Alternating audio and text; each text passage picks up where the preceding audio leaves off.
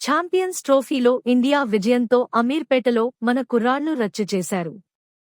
3 రంగుల జెండాతో నృత్యాలు చేశారు. ఇండియా ఇండియా అంటూ స్లోగన్స్ అక్కడున్న వారికి గూస్బంప్స్ తెప్పించాయి. వందలాది మంది అమీర్పేట మెట్రో స్టేషన్ కిందకు పరుగున వచ్చి డాన్స్ చేశారు. 12 ఏళ్ల తర్వాత ఛాంపియన్స్ ట్రోఫీ కొట్టడంతో హైదరాబాద్లో అభిమానుల ఆనందానికి హద్దులు లేకుండా పోయింది.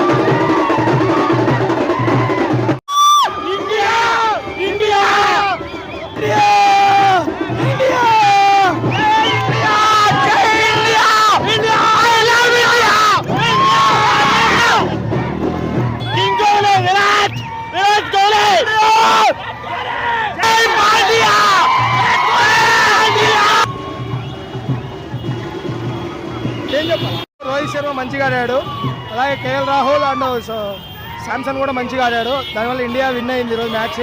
మంచిగా ఆడారు. చాలా తర్వాత 2024లో వరల్డ్ కప్, 2025లో ఛాంపియన్ ట్రోఫీ. నైస్.